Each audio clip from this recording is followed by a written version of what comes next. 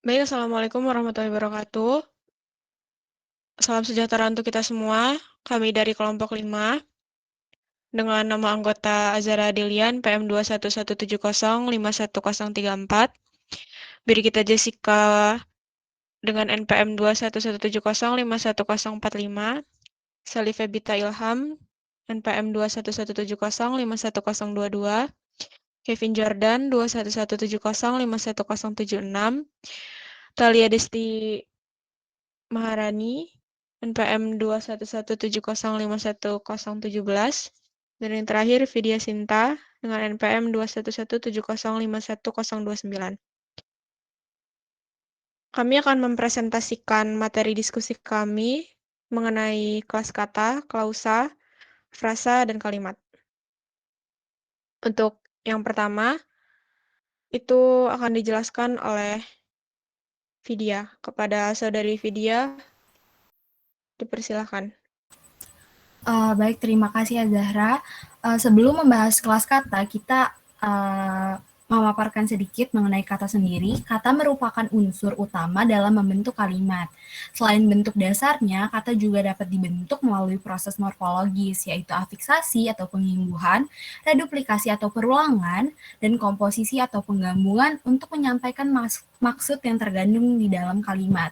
Dalam kalimat sendiri, kata memiliki kedudukan atau jabatan seperti subjek, predikat, objek, dan keterangan. Dalam kaitannya dengan jabatan di dalam kalimat dan hubungannya dengan fungsi serta makna yang ditunjukkannya, maka kata dikategorikan ke dalam kelas kata. Kelas kata sendiri ada 10. Yang pertama ada kata benda. Kata benda merupakan nama dari benda atau segala yang dibendakan. Ciri dari kata benda itu yang pertama ada merupakan kata bentukan dari imbuhan an, pe, ke an. Contohnya seperti tulisan, pedagang, kepandaian. Yang kedua, kata benda dapat didahului dengan kata depan. Contohnya ke pasar, di sekolah. Ketiga, kata benda dapat didahului kata sandang, si, dan sang. Contohnya si cerdik dan sang putri. Yang keempat ada kata benda dapat dinegatifkan dengan kata bukan. Contohnya bukan ibu, bukan sekolah. Yang kelima, kata benda dapat diikuti oleh kata gantiku, munya. Contohnya bukumu, rumahmu, sepedanya. Yang keenam, kata benda dapat diperluas dengan kata yang ditambah kata sifat. Contohnya seperti anak yang manja dan guru yang pandai. Yang ketujuh, kata benda dapat diikuti kata ini dan itu. Contohnya, toko itu milik Tuan Ali, sawah itu milik ayahku.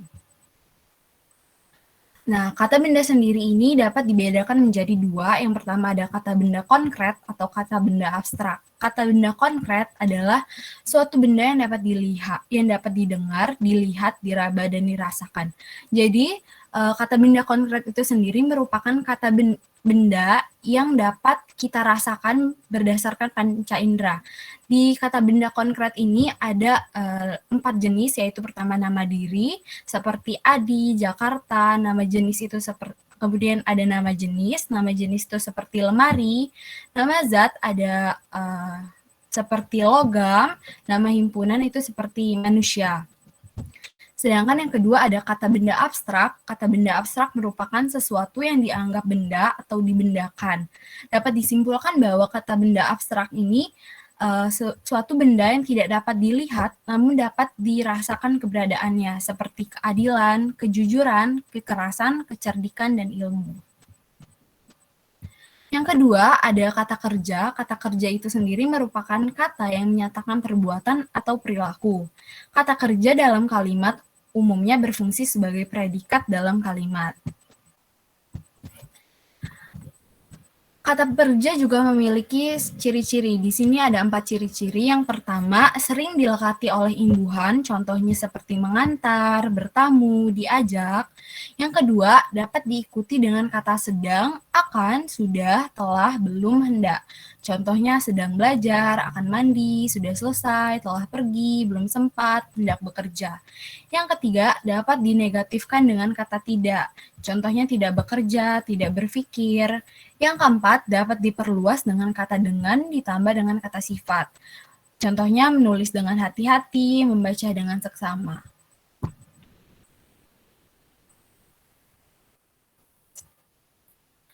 Jenis kata kerja terbagi atas 10. Kata kerja pertama adalah kata kerja transitif.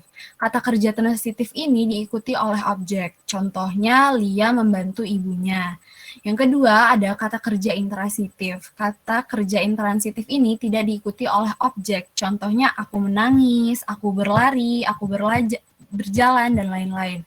Yang ketiga, ada kata kerja aktif, yaitu menyatakan perbuatan yang dilakukan oleh subjek. Contohnya, Lia membaca buku. Yang keempat, ada kata kerja pasif, yaitu menyatakan perbuatan objek. Contohnya, buku dibaca Lia. Yang kelima, ada kata kerja finite, yaitu kata kerja yang menyatakan perbuatan. Contohnya, ayah memperbaiki rumah. Kata kerja infinite tidak digunakan untuk menyatakan perbuatan. Contohnya, olahraga sangat menyehatkan. Di sini, olahraga tidak berfungsi sebagai predikat, melainkan sebagai subjek. Yang ketujuh, ada kata kerja refleksif, yaitu menyatakan perbuatan yang mengenai pelaku. Contohnya, Anton sedang berseragam. Yang kedelapan, ada kata kerja resiprok atau menyatakan perbuatan yang berlawanan atau saling. Contohnya, mereka sedang berbincang-bincang. Yang kesembilan ada kata kerja aus, yaitu kata kerja yang tidak berimbuhan. Contohnya bangun, lari, kerja, tulis, dan lain-lain. Dan yang terakhir ada kata kerja kopulatif, yaitu kata kerja yang berjejeran dalam kalimat. Contohnya, Asa pergi bekerja. Di kalimat ini, pergi dan bekerja sama-sama merupakan kata kerja. Yang ketiga ada kata sifat. Kata sifat itu merupakan kata yang menyebutkan sifat atau keadaan suatu benda. Kata sifat umumnya berfungsi sebagai predikat, objek, dan penjelas subjek. Ciri-ciri kata sifat yaitu yang pertama dapat didahului kata amat, sangat, paling, terlalu, agak, lebih. Contohnya agak panas, terlalu besar, sangat lebar, paling banyak, amat manis, lebih tinggi. Yang kedua, dapat diikuti kata sekali dan benar. Contohnya banyak sekali, merah benar. Yang ketiga, dapat diulang dan dilekati imbuhan se-nya. Contohnya seindah-indahnya, sepandai-pandainya. Yang keempat, memberikan sifat kepada benda. Contohnya anak kecil itu sangat lucu. Tingkatan dalam kata sifat itu terbagi menjadi 3. Yang pertama itu adalah tingkat positif, yaitu tingkat yang biasa. Contohnya, bintang anak yang cerdas. Yang kedua, tingkat komparatif atau tingkat yang membandingkan. Contohnya, Siska lebih besar dari Yuli. Yang ketiga, tingkat superlatif, yaitu tingkat yang paling. Contohnya, Yulis merupakan siswa tercerdas di kelas ini. Yang keempat, ada kata keterangan. Kata keterangan merupakan kata yang memberi keterangan pada kata kerja, kata sifat, kata bilangan, kata tambahan, dan kata keterangan. Jenis kata keterangan ada 6. Pertama, keterangan tempat, yaitu menjelaskan tempat berlangsungnya peristiwa, contohnya di, ke, dari, dan lain-lain. Yang kedua, ada keterangan waktu, yaitu menjelaskan saat berlangsungnya suatu peristiwa, contohnya besok, kemarin, lusa, tadi, tahun, bulan, dan lain-lain. Yang ketiga, ada keterangan aspek, yaitu menjelaskan berlangsungnya peristiwa secara objektif. Contohnya sedang, akan, telah, belum, sering, jarang. Yang keempat, ada keterangan tujuan, yaitu menyatakan tujuan suatu peristiwa itu berlangsung. Contohnya, agar, supaya, guna, untuk, buat. Yang kelima, ada keterangan kuantitatif, yaitu menjelaskan tingkat keseringan suatu peristiwa. Contohnya sering, kira-kira, cukup, hampir, sedikit. Yang keenam, ada keterangan sebab, yaitu menjelaskan sebab-sebab terjadinya suatu peristiwa dapat berlangsung. Contohnya sebab, karena, dan lain-lain. Yang kelima itu ada kata ganti. Kata ganti merupakan kata yang berfungsi untuk menggantikan kata benda. Di sini kata ganti dibedakan menjadi 5. Yang pertama ada kata ganti orang, kata ganti orang sendiri dibedakan menjadi 3. Yaitu kata ganti orang pertama, kata ganti orang kedua, kata ganti orang ketiga. Kata ganti orang pertama pertama itu terdiri dari tunggal dan jamak. Untuk tunggal yaitu aku, saya, beta. Untuk jamak itu kami atau kita. Yang kata ganti orang kedua ada dua juga, tunggal dan jamak. Yang tunggal ada engkau, kamu, saudara, Anda. Yang jamak ada kamu, semua, atau kalian. Yang ketiga, kata ganti orang ketiga. Yang tunggal ia, dia, beliau. Yang jamak mereka. Yang kedua, kata ganti pemilik terletak di belakang kata benda, dibedakan menjadi 3. Yang pertama, kata ganti pemilik untuk orang pertama tunggal, yaitu ku dan saya. Orang pertama, yang tunggal itu ku dan saya, dan yang jamak itu kami dan kita. Yang kedua, kata ganti pemilik untuk orang kedua, yang tunggal itumu, yang jamak itu kamu. Yang ketiga, kata ganti pemilik untuk orang ketiga, tunggalnya, jamaknya mereka. Kemudian ada kata ganti penanya, yaitu untuk menanyakan sesuatu dalam kalimat tanya, meliputi apa, siapa, kapan, di mana, bagaimana, mengapa, berapa, dan mana.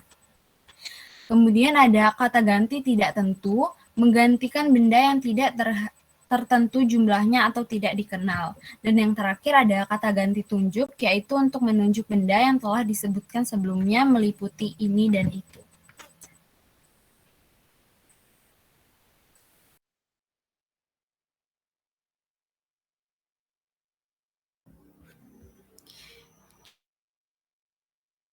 Ya, materi selanjutnya akan dijelaskan oleh Saudari Thalia. Kepada Saudari Thalia, kami persilahkan. Ya, terima kasih. Masih dengan materi yang sama, yaitu kelas kata yang ke-6 tentang kata bilangan, atau biasa disebut, atau dengan nama lain numeralia. Kata bilangan merupakan kata yang digunakan untuk menyatakan jumlah, himpunan, atau urutan. Kata bilangan juga dibedakan menjadi 4 menurut sifatnya. Yang pertama, kata bilangan utama, contohnya 1, 100, 1000. Kata bilangan bertingkat, contohnya pertama, kedua, terakhir. Yang ketiga, kata bilangan kumpulan, contohnya kedua, ketiga, ke-10. Kata bilangan tidak tentu, contohnya sedikit, banyak, beberapa.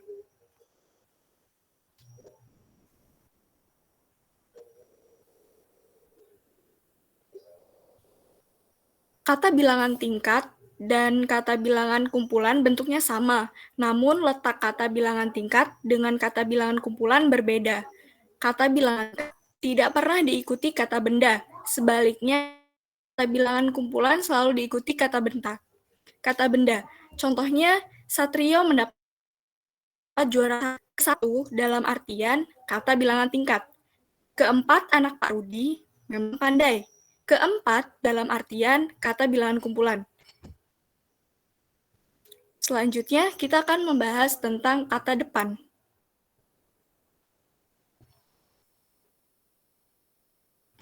Kata depan merupakan kata yang merangkaikan kata dengan kata dalam kalimat.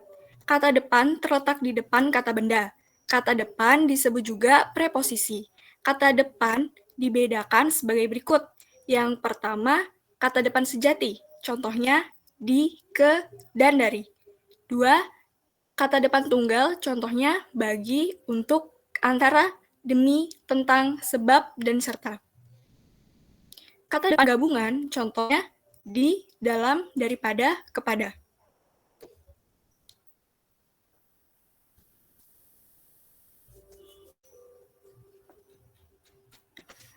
Kata depan memiliki perbedaan.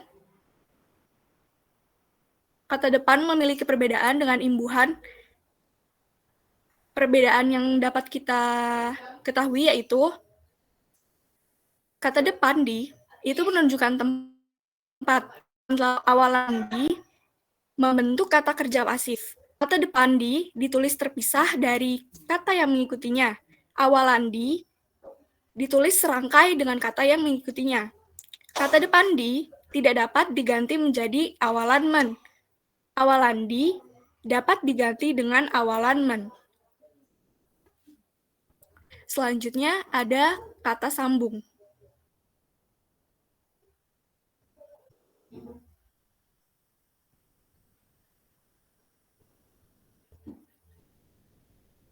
Kata sambung merupakan kata yang merangkaikan kalimat dengan kalimat. Kata sambung digunakan dalam kalimat majemuk, dan kata sambung disebut juga kata penghubung atau konjungsi. Menurut sifatnya, kata sambung dibedakan menjadi berikut. Yang pertama, kata sambung yang menyatakan gabungan. Contohnya, dan, serta, lagi pula. 2. Kata sambung yang menyatakan pemilihan. Contohnya, atau, baik, maupun. 3. Kata sambung yang menyatakan waktu, contohnya sewaktu, ketika, sementara. Kata sambung yang menyatakan sebab akibat, contohnya sebab, karena, oleh karena. Kata sambung yang menyatakan maksud atau tujuan, contohnya supaya, agar, biar. Kata sambung yang menyatakan pertentangan, contohnya sedangkan, tetapi, padahal. Kata sambung yang menyatakan syarat atau perwatasan, contohnya jika, jikalau, asal. Kata sambung yang menyatakan pengandaian, contohnya andai kata, seandainya. Kata sambung yang menyatakan kesetaraan, contohnya dengan, bersama, beserta. Kata sambung yang menyatakan perlawanan, contohnya walaupun, meskipun, namun. Kata sambung yang menyatakan perbandingan, contohnya sebagai, seperti, laksana. Kata sambung yang menyatakan peningkatan, contohnya makin, makin, makin, kian. Kata sambung yang menyatakan penjelasan, contohnya yaitu, yakni, adalah, ialah. Kata sambung yang menyatakan peningkatan, contoh mula-mula, setelah itu, kemudian.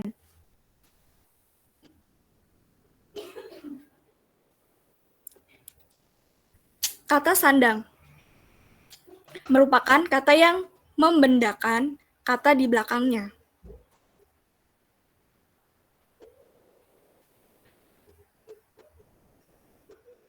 Kata seru merupakan kata yang digunakan untuk menyatakan perasaan.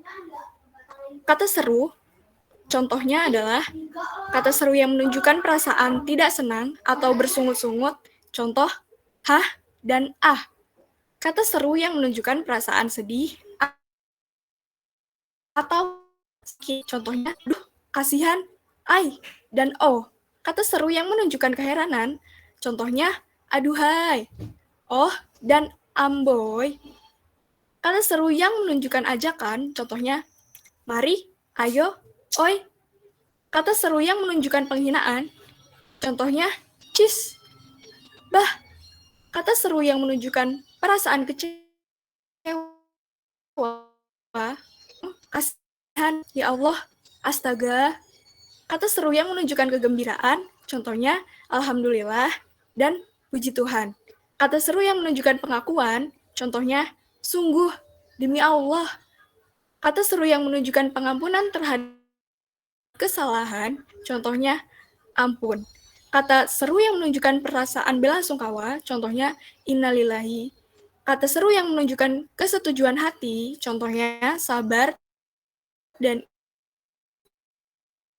kata seru makian, contohnya sialan dan kurang ajar. Seru yang bukan ketidakpercayaan, contohnya masa dan mana boleh. Kata seru yang menunjukkan tiruan atau bunyi, atau disebut onomatope, contohnya tar, pang, tu, pung.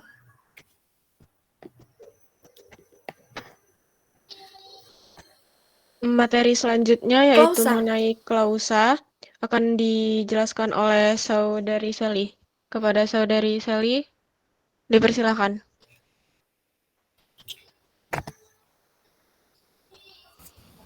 Baik, terima kasih pada moderator. Materi masih sama dengan yang sebelumnya, yaitu kelas kata. Di sini saya akan menjelaskan mengenai klausa. Klausa merupakan sekumpulan kata yang terdiri dari subjek dan predikat.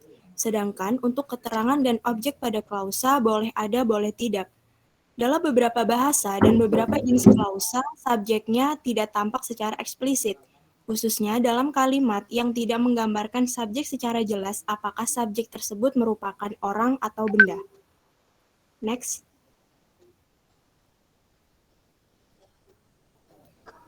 Ciri-ciri klausa sendiri yaitu Pertama, klausa memiliki satu jenis predikat. Kedua, klausa tidak memiliki intonasi akhir dan tanda baca. Ketiga, klausa memiliki subjek secara tertulis atau tidak secara tertulis. Keempat, klausa merupakan bagian dari kalimat plural. Dan yang kelima, klausa memiliki fungsi gramatikal pada kalimat. Next. Unsur-unsur pada klausa sendiri memiliki dua unsur. Yang pertama yaitu unsur inti dan yang kedua merupakan bukan unsur inti. Unsur inti sendiri yaitu subjek dan predikat, sedangkan unsur yang bukan inti pada klausa yaitu objek, pelengkap, dan keterangan. Next. Klausa memiliki beberapa jenis. Yang pertama, jenis klausa berdasarkan dengan strukturnya, yaitu ada klausa bebas dan ada klausa terikat. Klausa bebas merupakan klausa yang mempunyai unsur-unsur yang lengkap sehingga memiliki kemungkinan untuk menjadi kalimat utama. Klausa jenis ini dapat berdiri sendiri dan tidak menggunakan konjungsi. Salah satu contoh dari klausa bebas yaitu ayah bekerja, kakak menyapu, Nia menyanyi, dan lain-lain. Sedangkan untuk klausa terikat sendiri biasa disebut sebagai anak kalimat. Klausa terikat tidak memiliki kemungkinan menjadi sebuah kalimat utama karena seringkali tidak memiliki subjek maupun predikat. Klausa terikat sendiri dapat ditandai dengan adanya penggunaan konjungsi di dalam kalimatnya. Contoh dari klausa terikat yaitu ayah pulang tadi siang, ibu pergi ke pasar, tokonya berada di antara dua rumah, dan lain-lain. Next.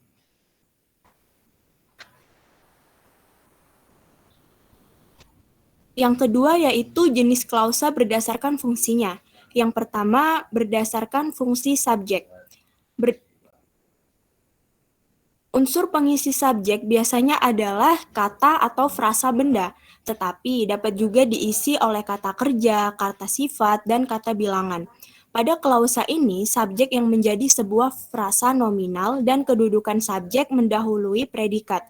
Contohnya, pada kalimat yang pertama yaitu saya belum memahami penjelasan guru, yang dimana saya merupakan subjek, belum memahami merupakan predikat, dan penjelasan guru merupakan objek. Kalimat ini merupakan subjek kata benda. Yang yaitu fungsi predikat. Fungsi predikat dengan kategori kata benda, kata sifat, kata kerja, dan kata bilangan. Contoh dari fungsi predikat ini yaitu rapat pengurus koperasi diadakan bulan depan, yang dimana rapat pengurus koperasi merupakan subjek, diadakan merupakan predikat, dan bulan depan merupakan keterangan. Yang ketiga yaitu fungsi objek. Unsur pengisi pada fungsi objek adalah kata atau frasa benda. Jenis pengisi klausa fungsi objek berupa frasa nominal dan melengkapi verba transitif. Terdapat dua macam objek dalam fungsi ini, yaitu objek langsung dan objek tidak langsung. Objek langsung merupakan objek yang diketahui perbuatannya dengan langsung kepada predikat verbal, sedangkan untuk objek tidak langsung merupakan objek sebagai penerima perbuatan di dalam predikat verbal. Contoh dari fungsi objek sendiri yaitu Indonesia mengalami krisis moneter beberapa tahun silam. Indonesia merupakan subjek, mengalami merupakan predikat, krisis moneter merupakan objek, beberapa tahun silam merupakan keterangan. Yang keempat yaitu fungsi pelengkap. Klausa pelengkap berwujud nomina, adjektiva, atau frasa adjektiva pada predikat verbal serta frasa nominal. Biasanya pelengkap ini sering disalahartikan dengan menjadi objek. Contoh dari fungsi pelengkap yaitu bibi saya berjualan sayur di pasar. Bibi saya merupakan subjek, berjualan merupakan predikat, sayur merupakan pelengkap, dan keterangan merupakan di pasar. Yang kelima yaitu fungsi keterangan. Unsur pengisi pada fungsi keterangan dapat berupa kata keterangan, frasa depan, dan frasa benda. Keterangan fungsinya adalah untuk memperluas serta membatasi makna subjek ataupun predikat. Terdapat sejumlah jenis keterangan seperti keterangan sebab, keterangan cara, keterangan alat, keterangan tempat, keterangan waktu, serta keterangan subjek, dan lain-lain. Contoh dari fungsi keterangan sendiri yaitu cepat-cepat penjamret itu menghilang dari kerumunan orang. Cepat-cepat merupakan keterangan, penjamret merupakan subjek, menghilang merupakan predikat, dari kerumunan orang merupakan keterangan. Next. Yang ketiga yaitu jenis klausa berdasarkan kelengkapan unsurnya, yaitu ada klausa lengkap dan ada klausa tidak lengkap. Klausa lengkap dapat dilihat dari kelengkapannya, yaitu terdapat sebuah unsur subjek dan predikat. Jika subjeknya di awal disebut dengan klausa lengkap susun biasa, sedangkan jika subjeknya berada di belakang predikat, maka disebut sebagai klausa pelengkap susun balik atau inversi. Contohnya yaitu kami sedang bekerja. Kami adalah subjek, sedang bekerja adalah predikat. Yang kedua, ibu memasak. Ibu adalah subjek, memasak adalah predikat. Sedangkan untuk klausa tidak lengkap merupakan klausa yang berkebalikan dengan klausa lengkap. Klausa tidak lengkap dapat diamati dengan ketidaklengkapan unsur yang menyusunnya, alias klausa ini hanya terdiri dari unsur predikat tanpa subjek. Contohnya, terpaksa berhenti dari pekerjaannya, sudah pergi dari tadi, sedang membuat kue. Pada ketiga contoh tersebut hanya dijelaskan predikatnya tetapi tidak terdapat subjeknya. Next.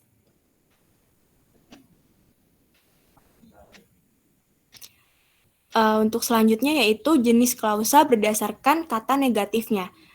Yang pertama adalah klausa negatif. Klausa negatif ini merupakan klausa yang terdapat kata seperti tidak, bukan, jangan. Jadi predikatnya itu bersifat negatif. Contoh kalimatnya yaitu ibu belum pergi. Ibu adalah subjek, belum pergi adalah predikat. Yang kedua, bukan saya yang melakukannya. Saya adalah subjek, yang melakukannya adalah predikat, dan lain-lain. Sedangkan untuk klausa positif adalah klausa yang tidak memiliki kata negatif sehingga predikatnya bersifat positif. Contoh kalimatnya yaitu, saya berhasil melakukannya dan kami sudah menjadi anggota. Next. Yang terakhir yaitu jenis klausa berdasarkan unsur yang menjadi predikat. Yang pertama yaitu klausa verbal. Klausa verbal merupakan klausa yang predikatnya berkategori sebagai kata kerja. Contohnya yaitu petani mengerjakan sawahnya dengan tekun. Petani merupakan subjek, mengerjakan sawahnya merupakan predikat, dan dengan tekun merupakan keterangan. Contoh lainnya yaitu, dengan rajin Bapak Guru memeriksa karangan murid. Dengan rajin merupakan keterangan, Bapak Guru merupakan subjek, memeriksa karangan murid merupakan predikat, dan lain-lain. Next.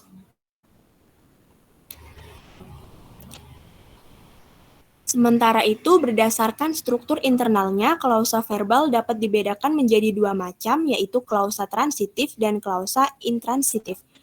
Yang pertama adalah klausa transitif. Klausa transitif adalah klausa yang mengandung kata kerja transitif, yaitu kata kerja yang menghendaki hadirnya objek dan kata kerja yang mempunyai kapasitas memiliki satu atau lebih objek. Contohnya yaitu pada kalimat, Rudi mengagumi Yuli. Rudi merupakan subjek, mengagumi Yuli merupakan predikat. Dan pada kalimat ayah membelikan adik sepatu roda. Ayah merupakan subjek, membelikan sepatu roda merupakan predikat. Klausa verba transitif terdiri atas beberapa jenis, di mana jenis-jenis klausa tersebut antara lain, yang pertama adalah klausa verba transitif aktif, yang merupakan klausa verba yang subjeknya aktif sebagai pelaku dan predikatnya dibubuhi dengan imbuhan me-i, atau mekan. Yang kedua, klausa verba transitif pasif, yang merupakan klausa verba yang subjeknya menjadi penderita dan predikatnya diberi imbuhan di, ter, atau beran. Yang ketiga yaitu klausa verba transitif medial, yang merupakan klausa yang subjeknya berperan sebagai pelaku sekaligus korban. Dan yang terakhir, klausa transitif resiprokal atau reflektif, yang merupakan klausa yang predikatnya menerangkan adanya hubungan saling membalas antara subjek dan predikat. Next. Untuk yang kedua yaitu klausa intransitif, yang merupakan klausa yang susunannya terdiri dari subjek dan predikat dan tidak dapat dibubuhi objek ke dalamnya. Sama seperti klausa verba transitif, predikat pada klausa ini juga berupa kata kerja yang diberi imbuhan-imbuhan tertentu seperti imbuhan dengan awalan beran, dan ter, serta me. Selain itu, kalimat pada klausa intransitif tidak dapat diubah ke dalam bentuk kalimat pasif. Terdapat beberapa contoh dari klausa intransitif yaitu anak-anak berlari. Subjeknya anak-anak, predikatnya berlari. Debu-debu berterbangan. Subjeknya debu-debu, predikatnya berterbangan. Dia terjatuh. Subjeknya dia dan predikatnya terjatuh. Serta lain-lain dan lain-lainnya. Next. Untuk yang kedua yaitu klausa adjektiva. Dalam jenis klaus adjektiva ini, predikat berkedudukan sebagai kata keadaan. Penyusunan klausa adjektiva secara umum terdiri dari subjek yang berkategorikan nomina dan predikat yang berkategorikan sebagai adjektif. Terdapat beberapa contoh dari klausa adjektiva, yaitu yang pertama, harga baju itu sangat mahal. Harga baju itu merupakan kata benda dan sangat mahal merupakan kata sifat. Untuk contoh yang kedua, anak itu cerdas sekali. Anak itu merupakan kata benda dan cerdas sekali merupakan kata sifat. Yang ketiga, hawa pagi ini dingin sekali. Hawa pagi ini merupakan kata benda, dingin sekali merupakan kata sifat, dan lain-lain. Sedangkan yang terakhir adalah klausa preposisional. Pada klausa ini merupakan kalimat yang predikatnya berupa preposisi atau kata depan, seperti di, ke, dari. Cara penulisannya pun berbeda-beda, tergantung bagaimana konteks kalimatnya. Mengingat kata depan apabila menyatakan tempat, maka harus dipisah dengan kata di belakangnya. Sebaliknya, untuk kata sambung atau yang berarti kata sifat tidak perlu disambung. Contohnya yaitu pada kalimat ibu di kamar. Kalimat yang benarnya adalah antara kata depan di dengan kata tempat kamar dipisah, yaitu diberi spasi. Begitu pula dengan kalimat ayah pergi ke kantor. Antara kata depan ke dengan kata tempat kantor harus dipisah. Contoh dari klausa preposisional yaitu David ke stadion. David merupakan subjek, dari merupakan predikat dan kata depan, stadion merupakan objek. Yang kedua yaitu Panji dari Losmen. Panji merupakan subjek, dari merupakan predikat dan kata depan, sedangkan Losmen merupakan objek. Selanjutnya, materi yang ketiga, yaitu materi tentang frasa, akan dijelaskan oleh Saudara Kevin. Kepada Saudara Kevin, dipersilakan.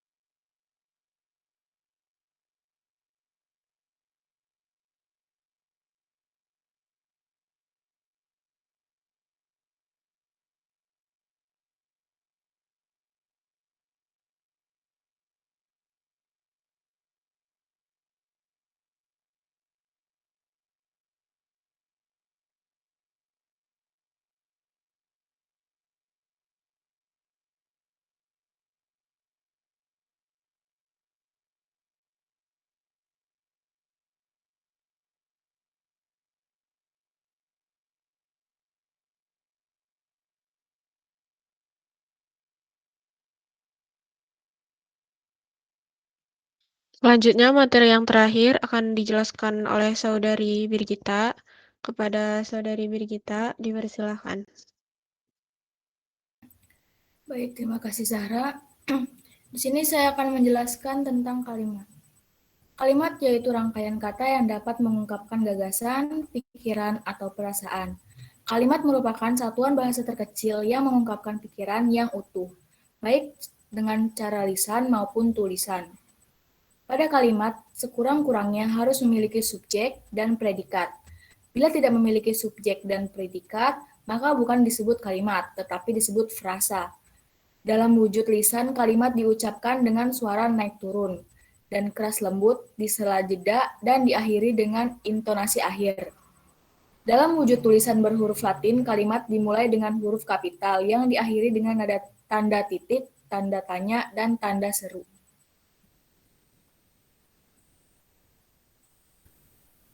Yang pertama, jenis kalimat berdasarkan cara menyusun subjek predikatnya. Yang pertama, kalimat inversi. Kalimat inversi adalah kalimat predikatnya mendahului subjek.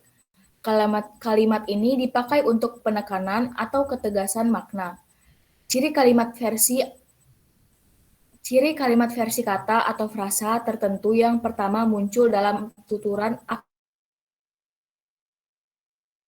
pengaruhi makna dalam hal menimbulkan kesan tertentu, dibandingkan dengan bila kata atau frasa ditempatkan pada urutan kedua.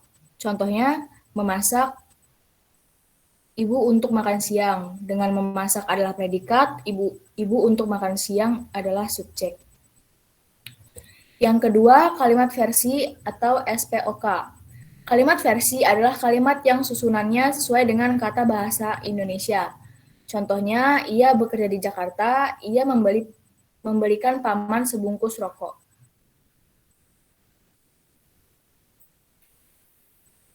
Yang kedua, jenis kalimat berdasarkan kelengkapan unsurnya. Yang pertama ada kalimat mayor, kalimat yang sekurang-kurangnya mengandung dua unsur pusat atau inti. Contohnya, kakak membaca, ia mengambil buku itu.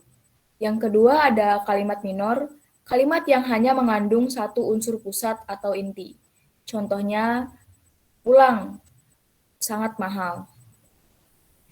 Yang ketiga ada jenis kalimat berdasarkan ada atau tidak adanya objek. Yang pertama, kalimat transitif, kalimat yang tidak memiliki objek. Contohnya, perampok itu memukul Thohir dengan balok. Yang kedua, Nita menyapu halaman rumahnya. Kalimat intransitif. Kalimat intransitif adalah kalimat yang tidak memiliki objek. Contohnya adalah, Paman berobat ke Jakarta. Dia mengangguk-angguk saja. Yang keempat, jenis kalimat berdasarkan isinya.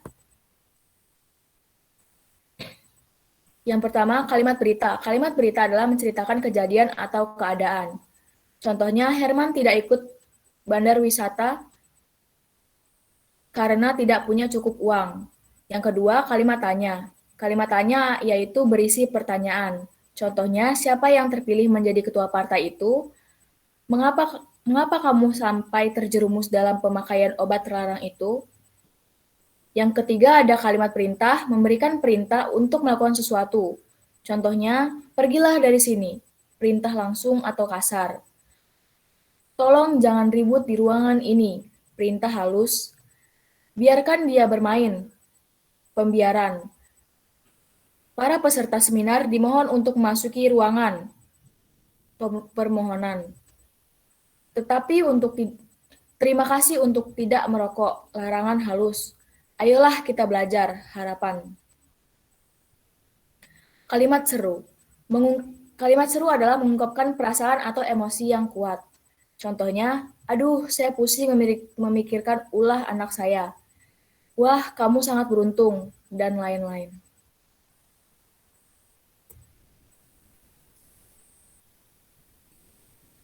Yang kelima ada jenis kalimat berdasarkan jumlah klausa.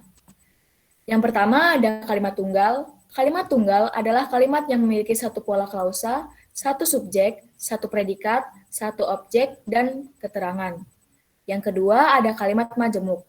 Kalimat majemuk adalah Kalimat majemuk terdiri atas satu atau lebih kalimat tunggal atau klausa yang saling berhubungan baik koordinasi maupun subordinasi. Yang pertama ada kalimat majemuk setara. Kalimat majemuk setara merupakan kalimat yang terdiri atas dua atau lebih klausa mandiri yang dihubungkan dengan kata penghubung setara. Contohnya, dan, tetapi, atau, melainkan, atau tanda koma. Contoh kalimatnya adalah, engkau tinggal di sini atau pergi dengan saya. Dengan engkau adalah subjek, tinggal adalah predikat, di sini adalah keterangan, pergi adalah predikat, dengan saya adalah keterangan. Yang kedua ada kalimat majemuk bertingkat. Kalimat majemuk bertingkat terdiri dari atas sebuah klausa mandiri dan satu atau lebih klausa bawahan atau anak kalimat. Beberapa kata penghubung kalimat majemuk bertingkat yang mengawali anak kalimat atau klausa bawahan. Yang pertama ada karena sebab, menandai klausa keterangan yang menandai hubungan sebab. Yang kedua ada ketika, manakala, sebelum, sesudah. Klausa keterangan yang menandai hubungan waktu. Yang ketiga ada jika, kalau, bila. Klausa keterangan yang menandai hubungan syarat. Yang keempat ada supaya, agar. Klausa yang menandai hubungan maksud. Yang kelima ada meskipun, walaupun, biarpun. Klausa keterangan yang menandai hubungan konsesif. Yang keenam ada sehingga, maka. Klausa keterangan yang menandai hubungan akibat. Yang ketujuh ada bahwa. Klausa benda yang mengisyaratkan hubungan sasaran objektif.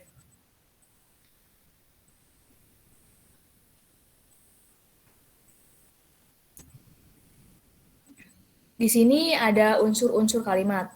Yang pertama, subjek. Subjek adalah unsur pokok yang terdapat pada sebuah kalimat di samping unsur predikat. Dengan mengetahui ciri-ciri subjek secara lebih terperinci, kalimat yang dihasilkan dapat terpelihara strukturnya. Yang pertama, ada jawaban atas pertanyaan apa atau siapa. Penentuan subjek dapat dilakukan dengan mencari jawaban atas pertanyaan apa atau siapa yang ditanyakan dalam suatu kalimat. Untuk subjek kalimat yang berupa manusia, biasanya digunakan kata tanya siapa. Contohnya, Pak Ijo adalah seorang guru. Yang kedua, disertai kata itu. Kebanyakan subjek dalam bahasa Indonesia bersifat takrif atau definite. Untuk menyatakan takrif, biasanya digunakan kata itu. Subjek yang sudah takrif, misalnya nama orang, nama negara, instansi, atau nama diri lain yang tidak disertai kata itu. Contohnya, buku itu dibeli oleh Tukimin. Yang ketiga ada didahului kata bahwa. Di dalam kalimat pasif, kata bahwa merupakan penanda bahwa unsur yang menyertainya adalah kalimat pengisi fungsi subjek. Di samping itu, kata bahwa juga merupakan penanda subjek yang berupa anak kalimat pada kalimat yang digunakan kata adalah atau ialah. Contohnya, bahwa pengurus SEMA harus segera dibentuk pada rapat hari ini. Yang kedua, saya mengatakan bahwa Super Junior adalah boyband favoritku. Keempat, mempunyai keterangan pewatas yang. Kata yang menjadi subjek suatu kalimat dapat diberi keterangan lebih lanjut dengan menggunakan penghubung yang. Keterangan ini dinamakan keterangan pewatas. Contohnya, mahasiswa yang ingin lulus harus mengikuti ujian. Yang kelima, tidak didahului preposisi. Subjek tidak didahului preposisi, seperti dari, dalam, di, ke, kepada, pada. Orang sering memulai kalimat dengan menggunakan kata-kata seperti itu, sehingga menyebabkan kalimat-kalimat yang dihasilkan tidak tersubjek. Yang keenam, berupa nomina atau frasa nominal. Subjek kebanyakan berubah nomina atau frasa nominal. Di samping nomina, subjek dapat berupa verba atau adjektiva. Biasanya disertai kata petunjuk itu. Contohnya, bermain itu menyenangkan.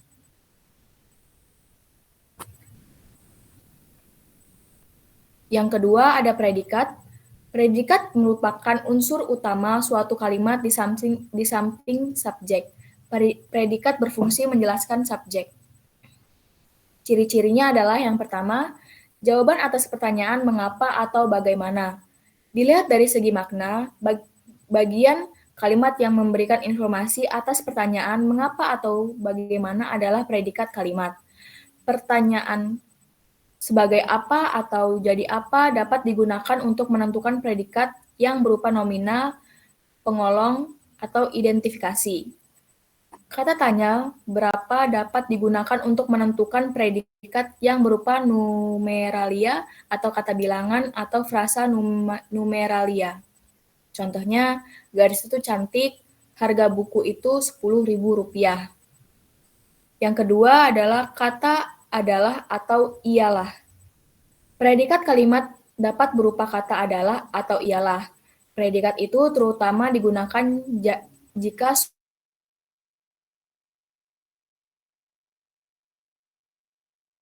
subjek dan pelengkap tidak jelas. Contohnya, Justin Bieber adalah penyanyi favoritku. Yang ketiga ada dapat diingkarkan. Perhatikan oleh kata tidak. Bentuk pengingkaran tidak ini digunakan untuk predikat yang berupa verba atau adjektiva. Di samping tidak sebagai penanda predikat, kata bukan juga merupakan penanda predikat yang berupa nomina atau predikat kata merupakan. Contohnya, kamu tidak hadir dalam rapat kemarin. Yang keempat, dapat disertai kata-kata aspek atau modalitas.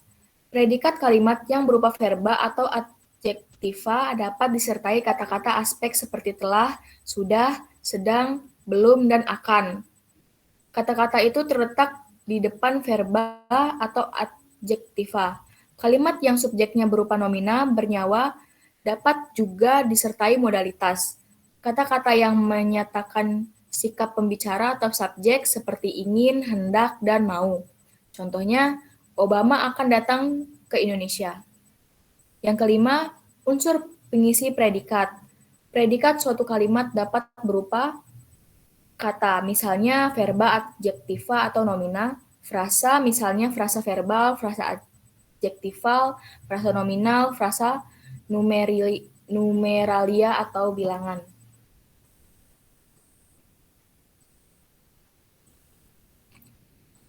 Yang ketiga ada objek. Objek yaitu keterangan predikat yang memiliki hubungan erat dengan predikat. Unsur kalimat ini bersifat wajib dalam susunan kalimat aktif transitif, yaitu kalimat yang sedikitnya mempunyai 3 unsur utama, subjek, predikat, dan objek. Predikat yang berupa verba intransitif atau kebanyakan berawalan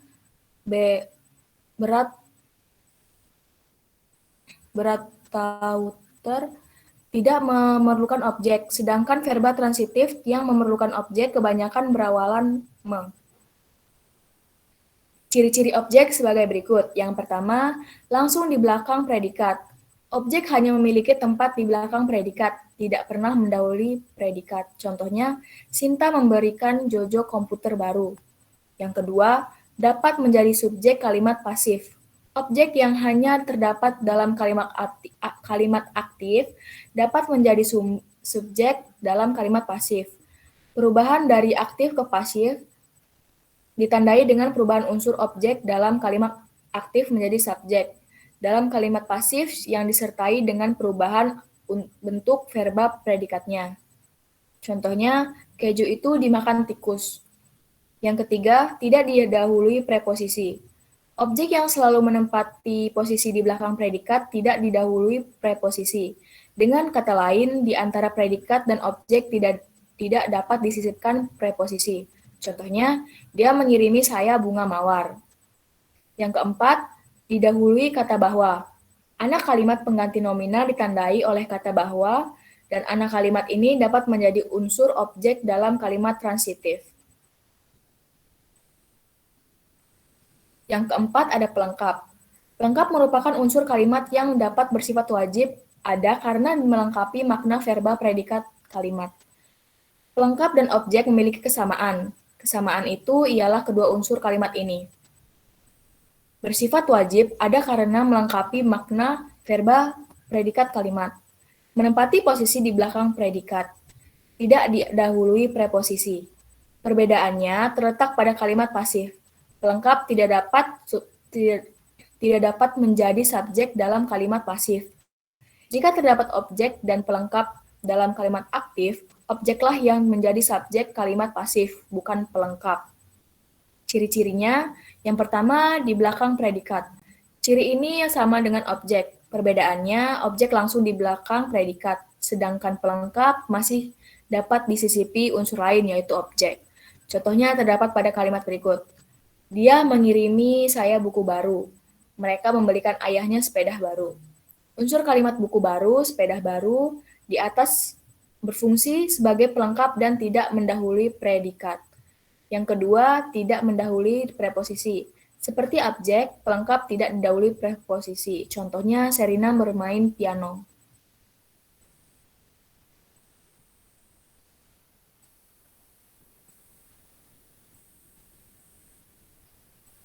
Yang kelima ada keterangan. Unsur kalimat yang didahului preposisi disebut keterangan. Keterangan merupakan unsur kalimat yang memberikan informasi lebih lanjut tentang sesuatu yang dinyatakan dalam kalimat. Misalnya, memberi informasi tentang tempat, waktu, cara, sebab, dan tujuan. Keterangan ini dapat berupa kata, frasa, atau anak kalimat. Keterangan yang berupa frasa ditandai oleh preposisi seperti di, ke, dari, dalam, pada, kepada, terhadap, tentang, oleh, dan untuk. Keterangan yang berupa anak kalimat ditandai dengan kata penghubung, seperti ketika, karena, meskipun, supaya, jika, dan sehingga. Ciri-ciri unsur keterangan adalah yang pertama, bukan unsur utama. Berbeda dari subjek, predikat, objek, dan pelengkap, keterangan merupakan unsur tambahan yang kehadirannya dalam struktur dasar kebanyakan tidak bersifat wajib. Yang kedua, tidak terikat posisi. Di dalam kalimat, keterangan merupakan unsur kalimat yang memiliki kebebasan tempat. Keterangan dapat menempati posisi di awal atau di akhir kalimat, atau di antara subjek dan predikat. Contohnya, malam ini Suju akan kembali ke Korea. Mereka memperhatikan materi dengan seksama. Terdapat beberapa jenis keterangan.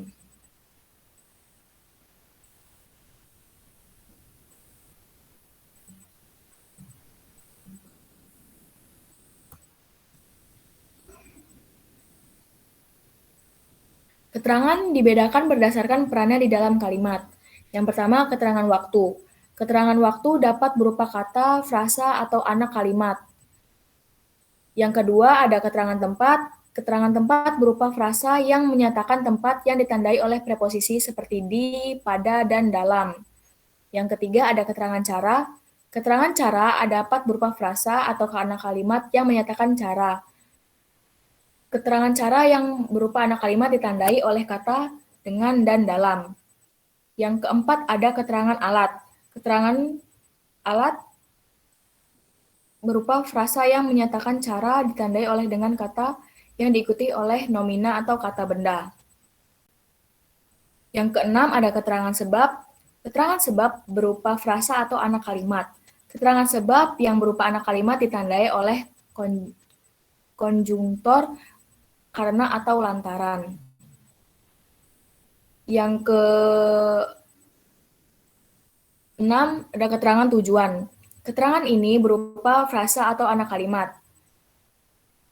Keterangan ini ditandai oleh konjungtor supaya, agar, atau untuk. Yang ketujuh ada keterangan aposisi. Keterangan aposisi memberi penjelasan nomina, misalnya subjek atau objek. Jika ditulis di keterangan ini diapi tanda koma, tanda pisah, atau tanda kurang. Contohnya dosen saya, Ibu Erwin, terpilih sebagai dosen teladan. Yang kedelapan, keterangan tambahan. Keterangan tambahan memberi penjelasan nomina atau subjek ataupun objek, tetapi beda dari keterangan aposisi.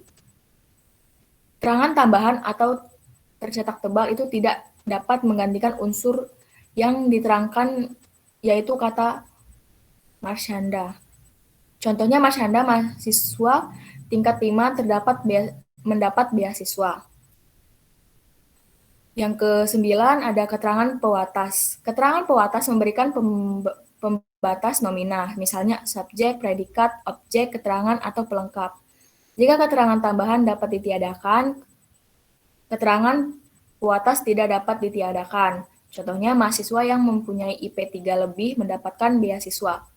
Contoh di atas menjelaskan bahwa bukan semua mahasiswa yang mendapat beasiswa, melainkan mahasiswa yang mempunyai IP 3 lebih.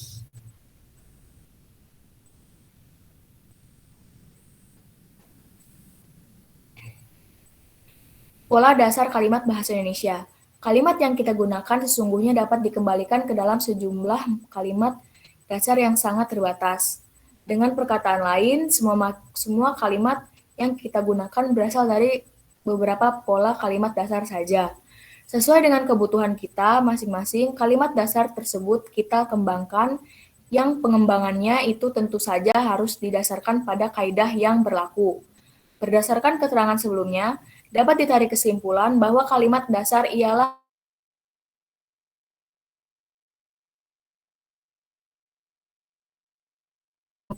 belum mengalami perubahan. Perubahan itu dapat berupa penambahan unsur seperti penambahan keterangan kalimat ataupun keterangan subjek, predikat, objek, ataupun pelengkap. Kalimat dasar berpola SP. Kalimat dasar tipe ini memiliki unsur subjek dan predikat. Predikat kalimat untuk tipe ini dapat berupa kata kerja, kata benda, kata sifat, atau kata bilangan. Misalnya, mereka sedang bekerja dengan mereka itu S, sedang berenang itu P. Yang kedua ada kalimat dasar berpola SPO. Kalimat dasar tipe ini memiliki unsur subjek, predikat, dan objek. Subjek berupa nomina atau frasa nominal, predikat berupa verba transitif, dan objek berupa nomina atau frasa nominal. Misalnya, mereka sedang menyusun karangan ilmiah. Dengan mereka itu S, sedang menyusun itu P, karangan ilmiah itu O.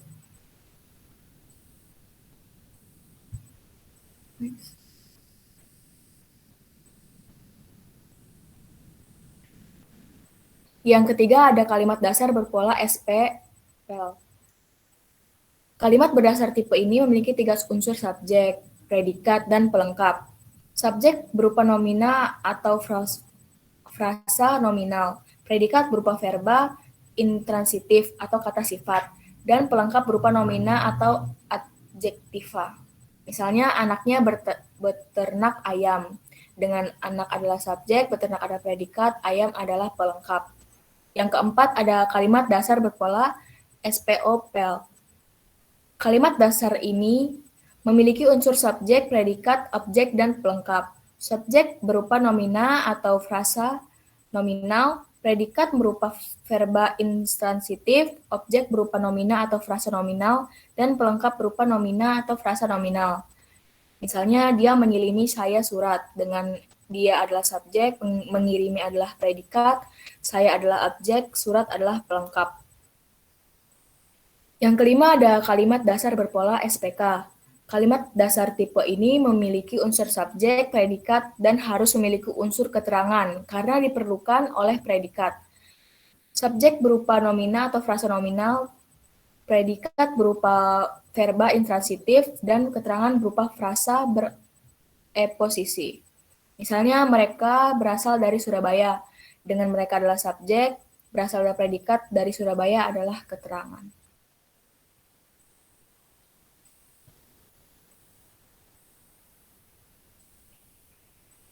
Yang keenam ada kalimat dasar berpola SPOK. Kalimat dasar tipe ini memiliki unsur subjek, predikat, objek, dan keterangan. Subjek berupa nomina atau frasa nominal, predikat berupa verba intransitif, objek berupa nomina atau frasa nominal, dan keterangan berupa frasa bereposisi. Misalnya, kami memasukkan pakaian ke dalam lemari.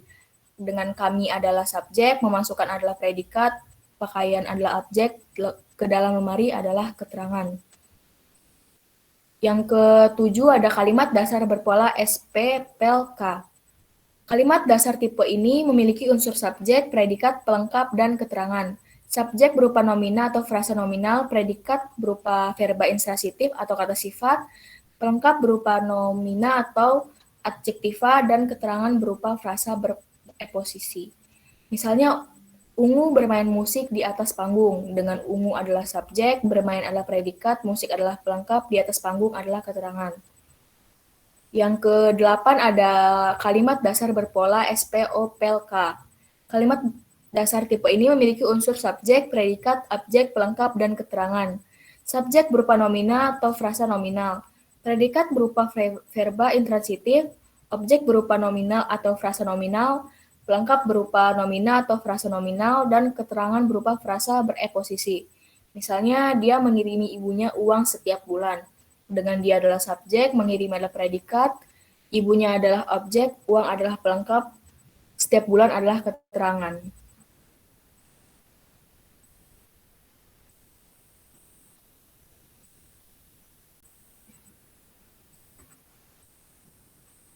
Baik, sekian penjelasan materi kelas kata, klausa, frasa, dan kalimat dari kelompok 5. Kami akhiri presentasi ini, kurang lebihnya mohon maaf. Terima kasih. Wassalamualaikum warahmatullahi wabarakatuh.